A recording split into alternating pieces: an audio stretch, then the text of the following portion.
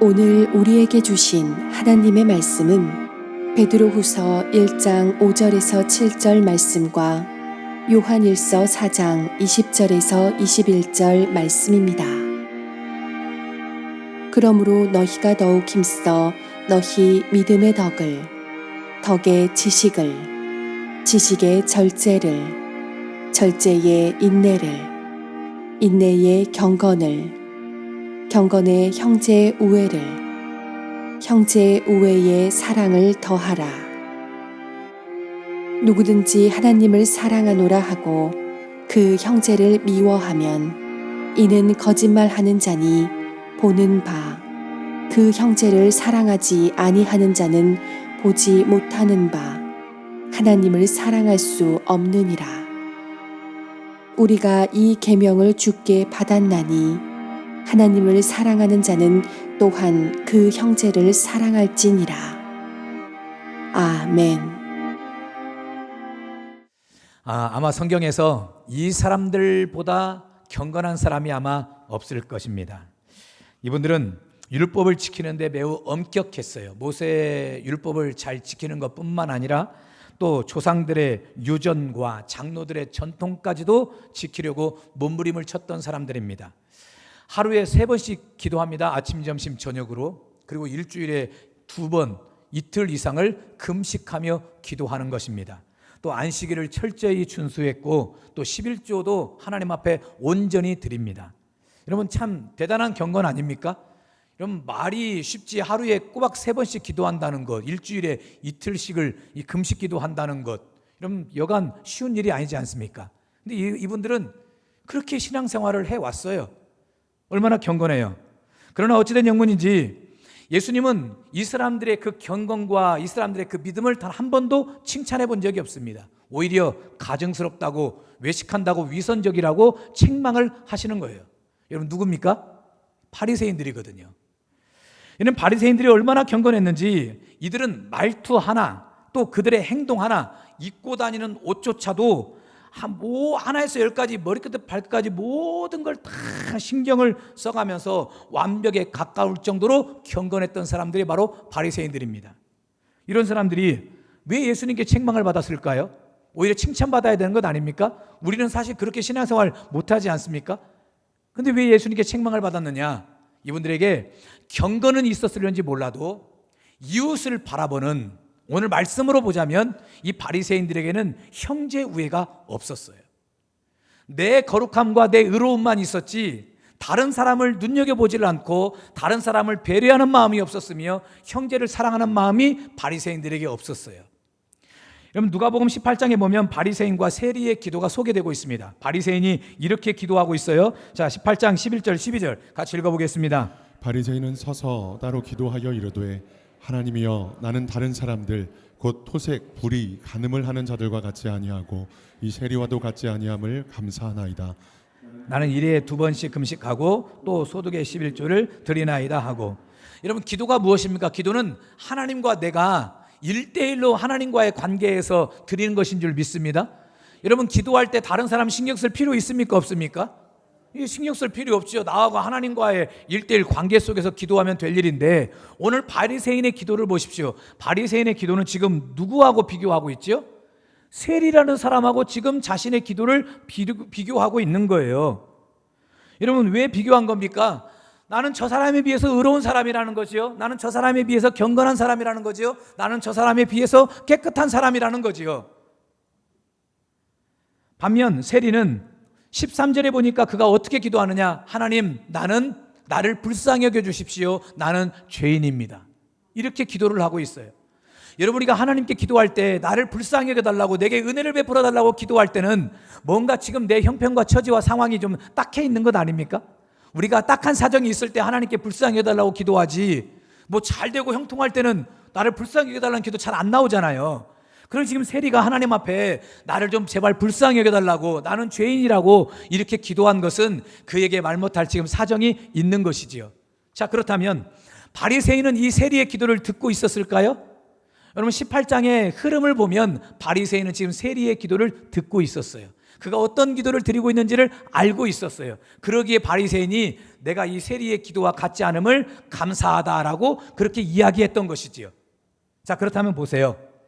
바리새인 정도의 경건이라고 한다면 지금 세리가 눈물을 툭툭 흘리면서 자신을 불쌍히 해달라고, 나는 죄인이라고 이렇게 하나님 앞에 호소하며 기도할 때 바리새인 정도의 경건이라면 일주일에 2번씩 금식하고 하루에 3번씩 기도하는 사람, 11조도 잘 드리고 예배도 잘 드리는 이 정도의 믿음의 사람이라면 일반적으로 어떻게 기도하는 것이 더 옳은 기도일까요? 하나님, 지금 내가 기도하고 있는데 저 세리가 저렇게 울며 불며 눈물을 흘리면서 하나님 앞에 불쌍히 해달라고 기도하는데, 저는 저 세리가 어떤 딱한 사정이 있는지는 모르겠지만 뭔가 말 못할 사연이 있는 것 같습니다. 오늘만큼이라도, 오늘은 내 기도 말고 이 세리의 기도만큼은 하나님이 꼭 좀 응답해 주십시오. 이 세리의 모든 어려움들이 잘 해결되어서 이 세리도 행복하게 신앙생활하고 인생을 즐겁게 살 수 있도록 은혜를 좀 베풀어 주십시오. 여러분, 이런 기도 할 수 있지 않겠습니까? 이 바리새인 정도의 경건이라고 한다면. 근데 바리새인은 그런 기도를 드렸어요? 아니요. 오히려 세리를 죄인 취급합니다. 그리고 자신의 기도가 세리의 기도와 같지 않다고 이 세리의 기도를 비교하면서 자신의 경건미를, 또 자신의 기도를 더 하나님 앞에 부각시키고 있는 거예요. 예수님이 이런 모습을 보고 난 뒤에 참 너 가증스럽다, 너 위선적이다 라고 책망하셨던 것입니다. 여러분, 경건한 것 좋은 겁니까? 나쁜 겁니까? 좋은 거지요. 여러분, 모든 성도님들 다 경건하시길 주의 이름으로 축원합니다. 그러나 그 경건에 형제 우애가 없으면 우리의 경건이 주님께 칭찬받는 경건이 아니라 때로는 주님께 책망받을 수 있는 경건이 될 수 있어요. 그래서 오늘 본문에서는 어떻게 말을 하느냐? 7절 말씀을 같이 한번 읽어볼게요. 경건에 형제 우애에 사랑을 더하라. 경건에 무엇을 더하라? 형제 우애를 더하라.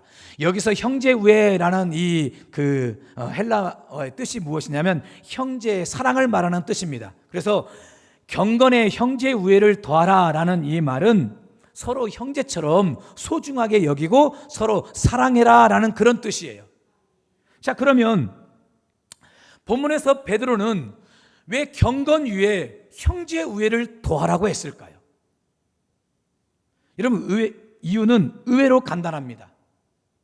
사람이 경건이 있고 형제 우애가 없으면 우리의 신앙생활도 마치 바리새인적이 될 수 있거든요. 여러분, 일반적으로요, 경건한 사람들이 쉽게 저지를 수 있는 과오가 무엇이냐면 남을 함부로 판단하고 정죄하는 거예요.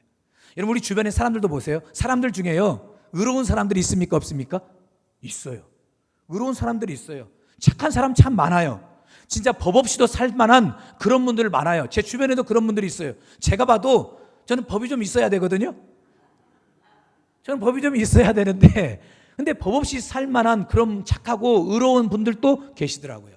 그런데요, 그런 분들이 쉽게 저지를 수 있는 실수가 무엇이냐면 남을 함부로 판단하더라고요. 쉽게 정죄하고 쉽게 판단해요. 왜냐? 내 거룩함과 내 의로움에 비추어 봤을 때, 내 입장에서 봤을 때 저 사람의 저 말투가 이해가 안 되는 거예요. 저 사람의 저 행동이 이해가 안 되는 거예요. 왜 교통신호를 어기고 가느냐 이거예요. 이해가 안 되는 거예요. 근데 저는 이해가 잘 되거든요. 여러분, 이게 바로 경건한 사람들, 의로운 사람들의 모습일 수도 있어요. 다 그런 것은 아니지만. 여러분, 교회 안에서도요, 오랫동안 신앙생활을 하였거나 혹은 기도 많이 하시는 분, 모든 공예배를 빠지지 않고 드리는 분, 우리는 이런 분들을 어떻다고 말하냐? 경건하다고 이야기를 해요. 믿음 좋다고 이야기하고 신앙 좋다고 이야기를 하지요. 그러나요, 이런 분들이 쉽게 저지를 수 있는 실수가 무엇이냐면, 왜 새벽 예배를 안 하는 거지? 왜 예배를 빠지지? 왜 11조를 안 하지? 왜 교회 봉사를 안 하는 거야? 교회 봉사를 하도 좀 기쁨과 감사로 하지 왜 저렇게 입에다가 원망과 불평을 달고 하는 거지? 여러분, 이렇게 쉽게 나 아닌 다른 사람들을 판단하고 정죄할 수 있어요. 여러분, 이게 심한 경우는 이제 야단으로까지 가요. 여러분, 그러나 형제 우애가 있으면 어떻게 되는 줄 아십니까? 쉽게 판단하거나 야단치기보다도 얼마나 삶이 힘들었으면 그럴까? 뭔가 말 못할 사연이 있겠지, 사정이 있겠지, 얼마나 형편이 어려우면 그럴까, 먼저 나 아닌 다른 사람의 형편과 처지가 이해되면서 그 사람을 위해서 뭐 하게 되느냐? 기도하게 되는 거예요. 그래서 성경은 경건 위에 형제 우애를 더하라고 한 것입니다. 그럼 제가 20대 때 인천에서 개척교회를 섬겼어요. 그런데 제가 사실 10대 때 20대 때 신앙생활을 정말 물불을 가리지 않고 열심히 했거든요. 저는 우리 집안 일보다도 교회 일이 우선이었어요. 우리 할아버지 말씀보다도 교회 목사님 말씀이 먼저였어요. 그 정도로 신앙생활을 했어요. 고등학교 때 한 번은 이런 일이 있었거든요. 할아버지가 토요일 날 이제 논에다가 이제 그 벼에다가 약을 쳐야 된다고. 근데 약을 치려면 할아버지 혼자 할 수 없으니까 오늘 학교 끝나자마자 바로 집으로 오라 그랬어요. 근데 제가 이제 토요일 날 학교 끝나고 난 뒤에 잠깐 교회에서 기도하고 집으로 오려고 하는데 교회 문을 나오는 그 사이에 목사님하고 딱 마주쳤네요. 그 목사님께서 병길아, 너 오늘 시간 있니? 왜요? 그랬더니 산에서 저희 교회 시골 교회가 바로 뒤에 산이 있었는데 산에서 흙을 파다가 교회 마당을 메꿔야 된다는 거예요. 여기저기 파진 곳을 메꿔야 된다는 거예요. 여러분, 저 오늘 어디 가야 돼요? 집에 가서 할아버지 농사일 도와드려야 되잖아요. 근데 제가 그 목사님의 그 얘기가 끝나기 무섭게 제가 뭐라고 만 줄 아십니까? 목사님, 저 남는 게 시간입니다. 저 남는 게 시간입니다. 그리고 목사님과 함께 오후 내내 밤 늦은 시간까지 산에서 그 흙을 파다가 교회 앞마당을 다 메꿨어요. 그리고 늦은 밤이 되어서야 집으로 간 거 아닙니까? 어떻게 되었겠습니까? 저희 할아버지 그때까지 안 주무셨어요. 평소에 9시면 주무시던 분이 밤 11시가 넘었는데 그때까지 안 주무시고 저를 기다렸다가 저 그날 뒤지게 맞았습니다. 할아버지한테 온갖 욕이란 욕은 다 듣고. 근데 그때요, 저희 할아버지가 저 때문에 시험 들었어요. 저 때문에 시험 들어가지고 한동안 교회를 안 나오셨어요. 지금 생각하면 너무 송구하고 죄송하고 굳이 그렇게까지, 제가 목사님께 오늘 할아버지 일을 좀 도와드려야 된다고 하면 목사님이 가라고 했지, 이러면 교회를 하라고 했겠습니까? 그 정도로 제가 우리 집안일보다도 교회 일이 먼저였던 사람이었어요. 그리고 사춘기 시절 얼마나 경건하게 신앙생활을 했는지 몰라요. 전 노래방도 안 갔거든요. 노래방 가면 죄 짓는 줄 알고. 저는 사춘기 때 유행가도 안 불렀거든요. 유행가 부르면 죄 짓는 줄 알고. 저는 욕도 안 한 사람입니다. 욕하면 죄 짓는 줄 알고. 욕도 어떻게 했느냐? 복 받을 녀석아, 크게 될 녀석아. 이게 저의 욕이었거든요. 이런 제가 20대 때 개척교회를 섬기는데, 이 교회 성도님들, 장로님도 안 계시죠. 성도들 이제 20-30명밖에 안 되니까 다 대부분이 다 집사님이시고 성도님이고 그러시는데, 소위 교회 중직자라고 하시는 그 집사님들이 신앙생활을 영 엉망으로 하시는 것 같았어요. 제가 볼 때.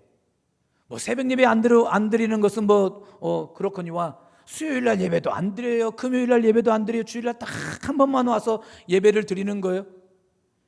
그때 저는 막 거룩한 경건에 그냥 쌓여 있어가지고 그런 모든 분들을 제가 흉을 봤어요. 속으로요.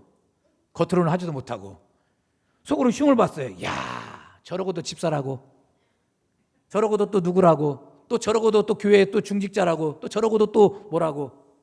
어떻게 신앙생활을 이렇게 할 수 있지? 하나님이 두렵지 않나?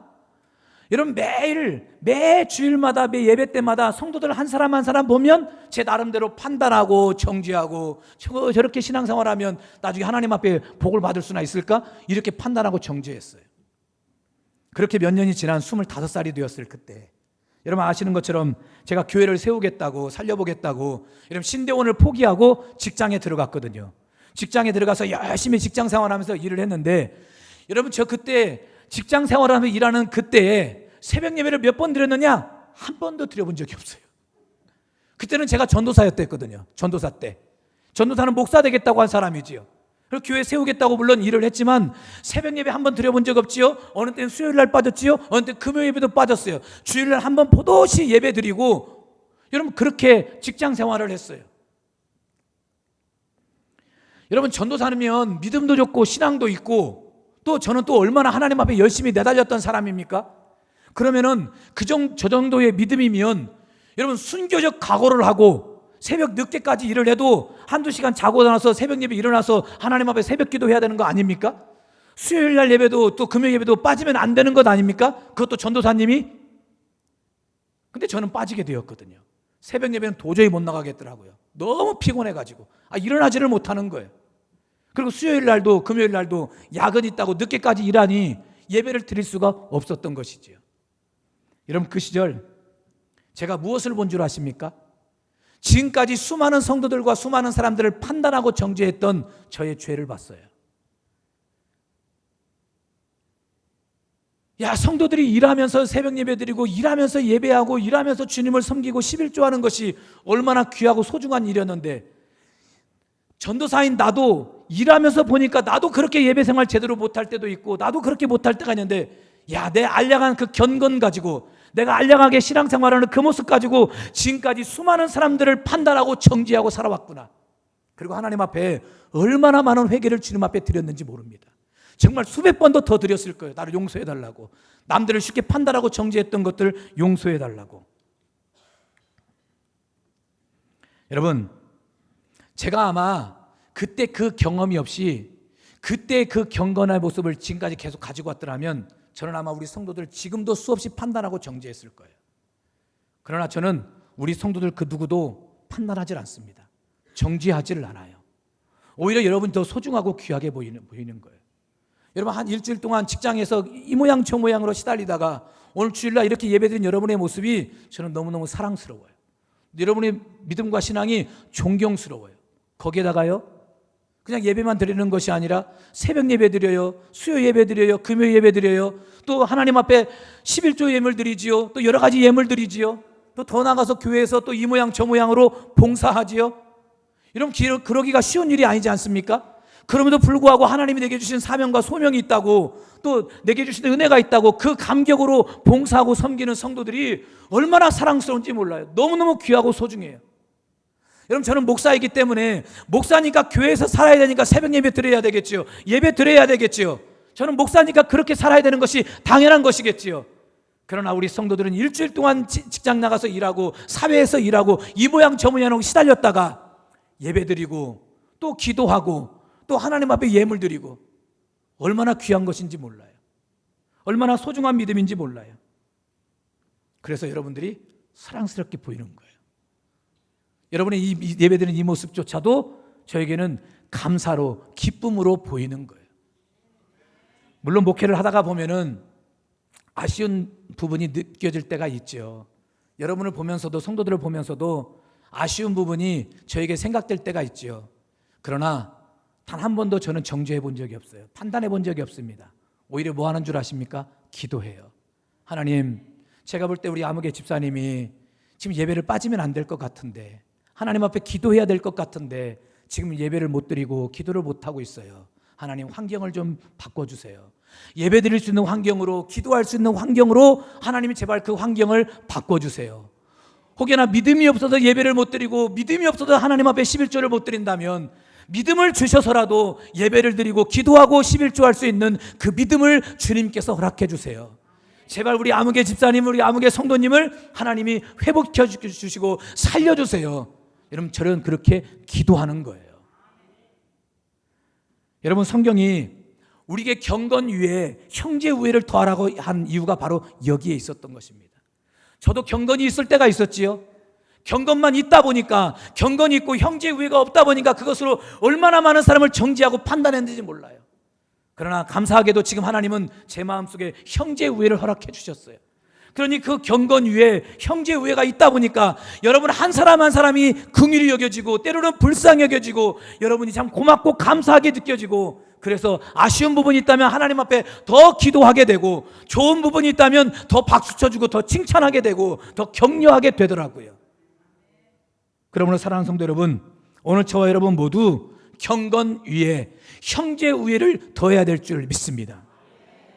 여러분, 예수님께서 보십시오. 우리 예수님 얼마나 경건하신 분이었습니까? 예수님처럼 경건하신 분이 어디 있습니까? 예수님은 사역을 마치시고 제자들은 다 다른 곳에 보내도 예수님 한적한 곳에 가셔서 기도하셨던 분이었어요. 자신의 경건을 위해서. 그런 우리 예수님 얼마나 경건하신 분이에요. 근데 그 정도 경건을 가지고 계신 우리 예수님께서 다른 사람을 볼 때는 어떻게 보았느냐? 자, 마태복음 9장 36절 같이 한번 읽어보겠습니다. 무리를 보시고 불쌍히 여기시니 이는 그들이 목자 없는 양과 같이 고생하며 기진함이라. 자, 마태복음 20장 34절도 봐요. 예수께서 불쌍히 여기사 그들의 눈을 만지시니, 마가복음 1장 41절, 예수께서 불쌍히 여기사 손을 내밀어 그에게 대시며 이르시되 내가 원하노니 깨끗함을 받으라 하시니, 예수님이 어떻게 보셨습니까? 모든 사람들을 불쌍히 보셨어요. 긍휼히 여기셨어요. 다른 말로 하면 형제 우애의 마음으로 그들을 바라보셨다는 거예요. 그러기에 예수님을 통해서 엄청난 기적들이 나타나게 된 거 아닙니까? 세리라고 창렬하고 멸시하고 괄시하지 않았고, 손가락질하지 않았고, 가난한 자나 부한 자나 어른이나 아이나 누구나 다 차별 없이 예수님은 형제 우애로 그들을 바라봤어요. 불쌍히 여기고 긍휼히 여기는 마음으로 바라봤어요. 그랬더니 모든 것이 다 이해가 되는 거예요. 오히려 안쓰러운 면이 있다면 오히려 예수님은 더 사랑으로 가서 다가가서 그를 위해 기도해 주셨어요. 여러분, 하나님 사랑하십니까? 여러분, 진심으로 하나님 사랑하십니까? 우리가 하나님을 사랑한다면 반드시 기억해야 될 것이 있습니다. 바로 오늘 또 다른 본문인 요한일서 4장 20절 21절 말씀인데 같이 한번 읽어보겠습니다. 누구든지 하나님을 사랑하노라 하고 그 형제를 미워하면 이는 거짓말하는 자니, 보는 바 그 형제를 사랑하지 아니하는 자는 보지 못하는 바 하나님을 사랑할 수 없느니라. 우리가 이 계명을 주께 받았나니 하나님을 사랑하는 자 또한 그 형제를 사랑할지니라. 하나님을 사랑하노라 하고 형제를 미워하면 어떻게 된대요? 하나님을 사랑한다는 내 고백이 거짓말이래요. 하나님을 사랑하는 사람이라면 반드시 그 형제도 사랑하게 된다는 것입니다. 나 아닌 다른 사람을 내가 불쌍히 여기고 긍휼히 여기게 되어 있다는 거예요. 여러분, 혹시 오늘 여러분의 마음을 보십시오. 여러분의 마음속에 나 아닌 다른 사람이 불쌍히 여겨지고 긍휼히 여겨진다? 그러면 그분은 지금 하나님을 사랑하고 있는 거예요. 그러나 누군가가 미워진다, 누군가가 싫다, 그렇다면 입술로는 내가 하나님을 사랑한다고 말하지만 하나님은 그 사랑 고백을 받지 않으십니다. 여러분, 오늘 이 시대에 우리 한국교회가 회복해야 될 영성이 무엇입니까? 바로 형제 우애의 영성이에요. 형제를 바로 사랑하는 거예요.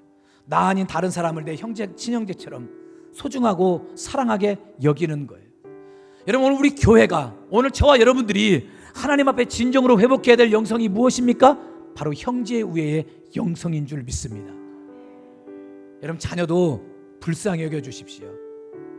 여러분, 배우자도 긍휼히 여겨주십시오. 여러분, 부모님도 제발 불쌍히 여기시고 긍휼히 여겨주십시오. 엄마가 뭘 한다고 그런 말 하지 마십시오. 서로가 서로를 긍휼히 여기고 불쌍히 여기는 거예요. 여러분, 교회 안에서 목사도 불쌍히 여겨주십시오. 우리 장로님들도, 우리 안수 집사님, 권사님들도 긍휼히 여겨주십시오.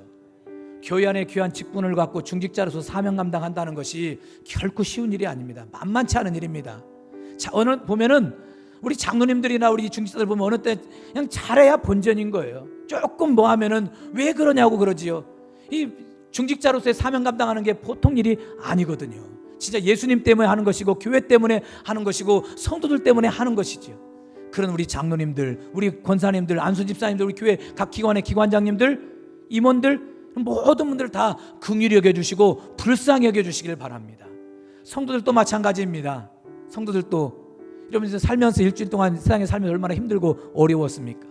그 어려운 마음을 가지고 오늘 주님 앞에 예배 나오는데 누군가의 사랑을 내가 받고 간다면 그 또한 얼마나 큰 감격이 되고 감동이 되고 살 용기가 되고 힘이 되겠습니까? 우리 교회가 오늘 저와 여러분들이 그렇게 형제 우애의 영성을 회복해야 될 줄 믿습니다. 이런 형제 우애의 영성을 통해 하나님의 영광이 우리 교회를 통해, 여러분을 통해 나타나는 역사가 있길 주의 이름으로 축원합니다. 우리 그런 의미로 우리 옆 사람을 축복하며 우리 같이 이 찬송 올려드립시다. 당신은 하나님의, 자, 옆 사람 축복하세요. 당신은 하나님의 언약 안에 있는 축복의 통로, 당신을 통하여서 열방이 주께 돌아. 자, 우리 앞뒤로도 다시 한번 축복하며 당신은 하나님의, 당신은 하나님의 언약 안에 있는 축복의 통로, 언약 안에 있는 축복의 통로, 당신을 통하여서 당신을 통하여서 열방이 주께 예배하게 되리. 자, 우리 옆에 분들을 축복하며 서로 인사합시다. 사랑합니다. 축복합니다. 네, 사랑합니다. 축복합니다. 인사하면서 사랑합니다. 축복합니다. 인상 쓰면 안 되지요. 웃으면서 해야 되겠지요.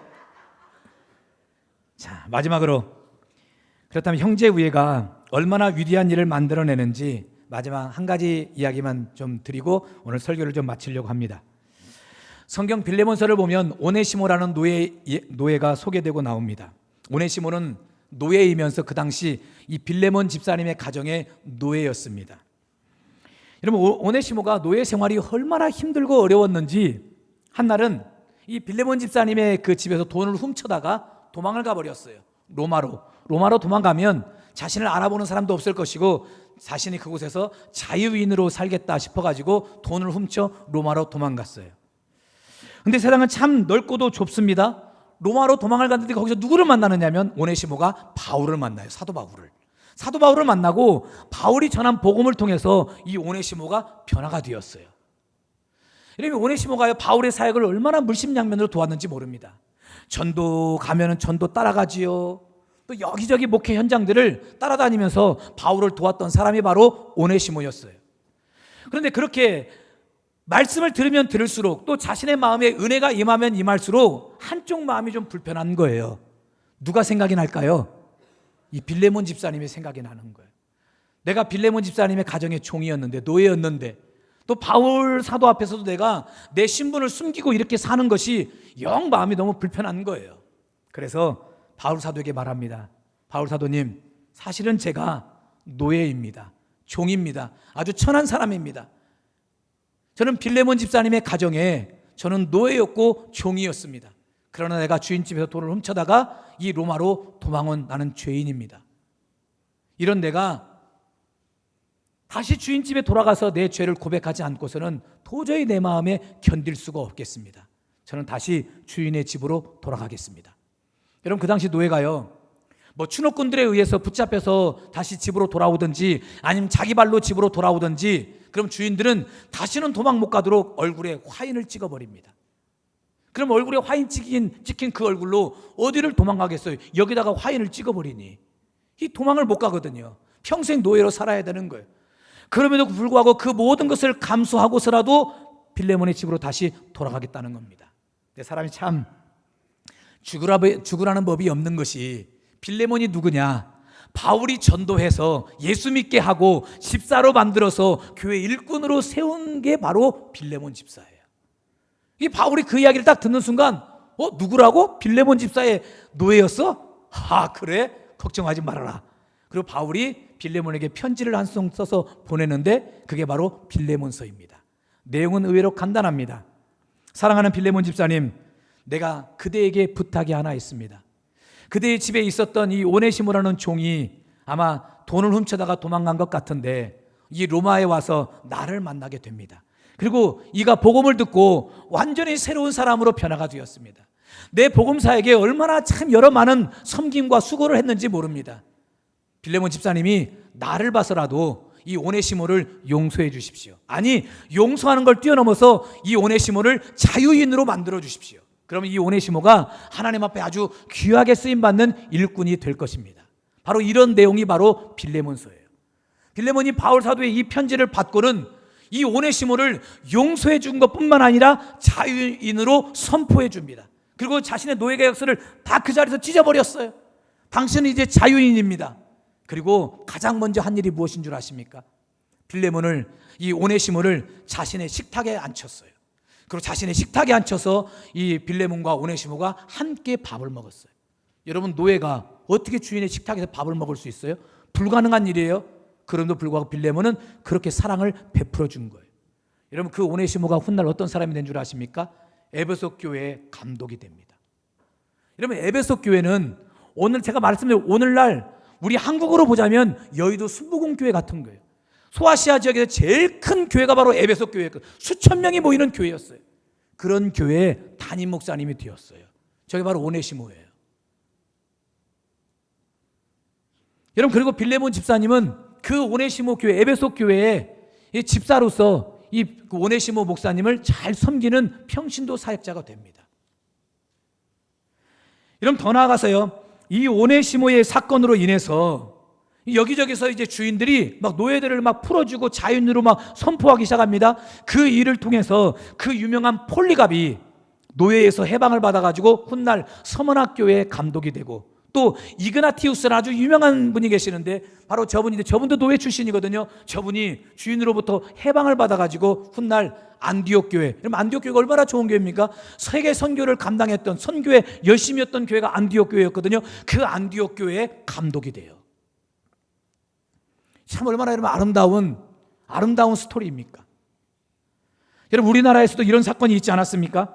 전라북도 김제에 가면 기역자 교회라는 별칭을 가지고 있는 금산교회가 있어요. 바로 저 교회가 바로 전라북도 김제에 있는 금산교회거든요. 왜 기역자 교회냐? 저 교회는 교회가 기역자로 이렇게 지어졌어요.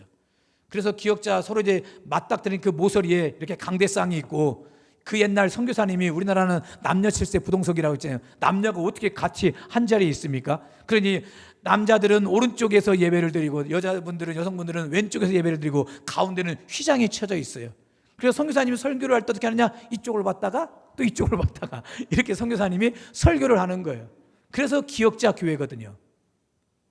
여러분, 이 기역자 교회를, 기역자 이 마을에, 그 김제에 이 마을에 조덕삼이라는 주인이 있었습니다. 그리고 그 집에 이자익이라는 노예가 종이 살고 있었어요. 근데 이 두 분이요, 이 전라북도 지역을 선교하셨던 테이트 선교사님에 의해서 이 두 사람이 똑같이 복음을 듣습니다. 그리고 똑같이 예수를 믿어요. 주인과 종이 같은 날 예수를 믿어요. 그리고 교회에서 같은 날 세례를 받고 같은 날 집사가 돼요. 그리고 같은 날 영수가 됩니다. 영수가 무엇이냐면, 우리나라에 우리 지금 한국교회 전도사님 그리고 집사님 그 중간 사이가 영수예요. 지금 우리 한국교회 영수라는 직분은 없습니다. 그러나 초창기 때는 한국교회 초대교회는 영수라는 직분이 있었거든요. 이 전도사님과 집사님의 그 중간 정도, 쉽게 이해하자면 우리 권사님이나 안수 집사님이나 요 정도 직분일 수 있을 수도 있겠지요. 근데 이 두 분이 똑같이 그렇게 영수의 직분도 감당하고, 그리고 이 조덕삼이 주인이니까 이분이 돈이 많았거든요. 이분이 헌금을 내가지고 기역자 교회를 세워요. 교회가 부흥합니다. 부흥하다 보니까 성도들 가운데 신앙의 모범이 되는 분들 중에 장로님을 세우려고 이 조덕삼, 주인이었던 조덕삼과 또 노예였던 이자익이 똑같이 장로 후보로 올라갑니다. 여러분, 이왕이면 어떤 분이 장로로 선출되는 게 맞을까요? 그 교회 누가 또 지은 겁니까? 조덕삼이 헌금을 해가지고 지어진 교회 아닙니까? 그러면 누가 장로가 되어야 될까요? 이 주인이었던 조덕삼이 장로가 되는 것이 맞을 텐데, 이 조덕삼은 장로에서 떨어지고 종이었던 이자익이 장로로 피택이 됩니다. 성도들이 막 웅성웅성거리는 거예요. 어떻게 이제 조덕삼 이제 조덕삼 저 영수 이제 시험 들어가지고 교회 떠나면 어떻게? 우리 교회 안 나오면 어떻게? 그럼 이제 우리 교회 누가 헌금하나? 누가 우리 교회를 이끌어가나? 막 서로 막 여기저기서 막 웅성웅성거리는 거예요. 그러니까 서로가 뭐라고 말하냐십니까? 그러니까 찍어야지. 왜 안 찍어가지고 서로 막 그렇게 분위기가 이상해지는 거예요. 그때요, 조덕삼이 앞으로 나가서 교인들에게 이렇게 말을 합니다. 성도 여러분, 저는 하나님의 뜻을 겸허히 받아들입니다. 그리고 이자익 장로님을 잘 받들고 교회를 더욱 잘 섬기도록 하겠습니다. 참 얼마나 귀한 믿음입니까? 그렇게 집에서는 이자익이 종이고 조덕삼은 주인이고, 교회에서는 이자익이 장로고 조덕삼은 그 밑에 영수이고, 그러니까 서로 이제 어떻게 보면 유치와 신분이 바뀐 거지요. 교회에서와 이제 가정에서. 그럼에도 불구하고 서로는 서로를 존중하면서 서로가 서로를 잘 아껴가면서 믿음 생활을 잘해요. 그리고 이듬해 그 다음에 이 조덕삼 영수도 이제 장로님이, 금산교회 2대 장로님이 되십니다. 근데 이 조덕삼 장로님이 자기 집 종이었던 이자익을 설득을 하고 이야기를 해서 평양신학교를 보내요. 여러분, 평양신학교는요, 우리 교회가 속해 있는 우리 합동 측 총신대학교의 모체가 되는 학교입니다. 그 평양신학교에 보내요. 그리고 이분이 열심히 가서 공부를, 그때 모든 학비며 모든 생활비를 다 이 조덕삼 장로님이 다 대줬어요. 그리고 이 이자익이 신학교를 졸업하고 난 뒤에 목사 안수를 받자마자 이 금산교회 담임 목사님으로 청빙을 합니다. 조덕삼 장로님이, 목사님, 우리 교회 목사님이 되어주십시오. 그리고 그렇게 금산교회 담임 목사로 목회를 잘 하시고 이 이자익 목사님이 우리 교단의 제13회 총회장이 됐어요. 근데 이분은 총회장을 한 번만 한 것이 아니라 그 뒤로 2번을 더해가지고 총 3번의 총회장을 역임하세요. 여러분, 우리 교단에서요, 총회장을 3번이나 역임한 분은 바로 저분이 유일무이한 분입니다. 제가 영적 스승이었던 소황성 목사님도 총회장을 한 번밖에 못하거든요. 근데 저분은 총회장을 3번이나 역임했어요. 얼마나 많은 후배 목사님들에게, 많은 장로님들에게 존경을 받고 사랑을 받았는지. 여러분, 이런 위대한 인물이 어떻게 나오게 된 것입니까? 바로 조덕삼 장로님의 형제 우애를 통해 나오게 되었어요. 저분이 바로 조덕삼 장로님이세요.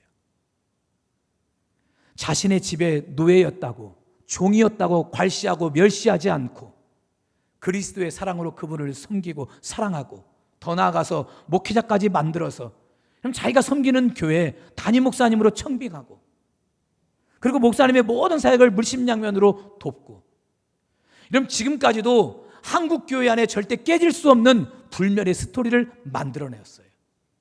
여러분, 무엇이 이 모든 일들을 가능하게 한 것입니까? 한번 따라합시다. 사랑이었어요. 어떤 사랑입니까? 바로 형제 우애, 형제를 사랑하는 그 사랑이었어요. 여러분, 오네시모라는 이웃을 사랑했던 바울과 빌레몬을 통해 위대한 지도자가 나왔고, 이자익이라는 종을 사랑했던 조덕삼 장로님의 그 형제의 우애를 통해서 지금도 깨지지 않는 불멸의 역사를 쓴 훌륭한 목회자가 나오게 되었어요. 여러분, 이것이 바로 형제 우애가 만들어내는 기적인 줄 믿습니다. 자, 그렇다면 오늘 우리는 어떻습니까? 똑같은 예수, 똑같은 복음을 믿는 우리, 똑같은 성령, 똑같은 은혜를 받는 우리는 오늘 어떻게 살고 있습니까? 여러분, 교회라는 곳은 어떤 곳인 줄 아세요? 교회는요, 고향과 출신과 성분이 다른 분들이 모이는 곳이 교회입니다. 지금까지 살아온 환경이 다르고 배경이 다른 분들이 모인 곳이 바로 교회입니다.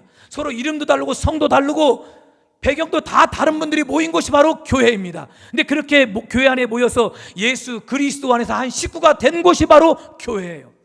여러분은 저를 알았습니까? 저는 여러분을 알았을까요? 아니요, 서로 다 모르고 지금까지 살아왔어요. 그러다가 어느 순간 가재울 성천교회라는 이 교회 안에서 예수 그리스도 안에서 우리를 서로 한 식구 되게 만들었어요. 가족 되게 만들었거든요. 그러면 어떻게 살아야 됩니까? 가족끼리 서로 미워하는 거 있으면 돼요? 여러분, 가족끼리 서로 험담하는 거 있으면 됩니까? 가족끼리 서로 여러분 갈등하는 것이 있으면 되겠습니까? 안 되는 것이에요. 오로지 교회 안에는 따라합시다. 사랑과 섬김만 있어야 됩니다. 오네시모를 사랑하는 바울과 빌레몬 같은 사람만 있어야 되는 거예요. 여러분, 세상에서도 일주일 동안 살면서 수많은 사람들과 경쟁하고 많은 사람들을 미워하고 싫어하고 시기 질투하고 그렇게 살다가 우리가 교회까지 와서 나 아닌 다른 사람을 미워하고 시기하고 질투한다?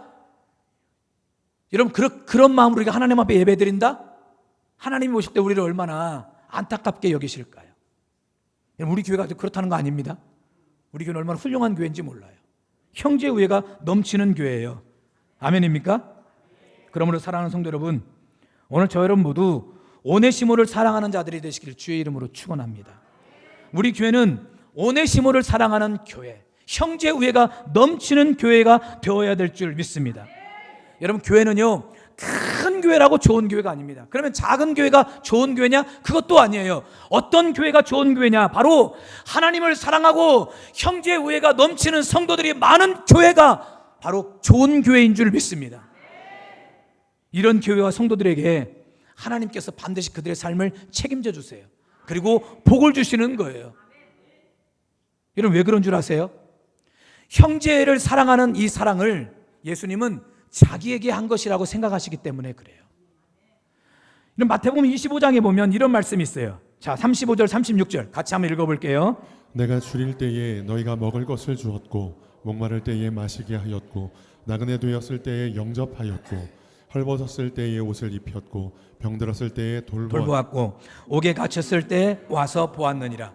이 말을 들었던 의인들이 이렇게 말합니다. 예수님, 우리는 지금 예수님을 지금 처음 보는데 우리가 언제 예수님을 보았다고 예수님이 줄이실 때 먹을 것을 주었고 또 헐벗었을 때 또 입을 것을 주었고 이 병들었을 때 우리가 아픈 약을 주었고 우리가 언제 그런 적이 있습니까? 오늘 우리 예수님 처음 보는데요. 우리 그런 적이 한 번도 없었습니다. 그렇게 이야기를 하자 우리 예수님께서 이렇게 말씀하시는 거예요. 자, 25장 40절 같이 볼게요. 임금이 대답하여 이르시되 내가 진실로 너희에게 이르노니 너희가 여기 내 형제 중에 지극히 작은 자 하나에게 한 것이 곧 내게 한 것이니라 하시고, 내 형제에게, 그것도 지극히 작은 자에게 한 것이 곧 누구에게 한 것이래요?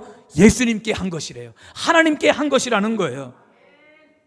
여러분, 다시 말해 형제를 사랑하는 것, 이 모든 행위를 예수님은 나에게 한 것이라고 생각하신다는 거예요.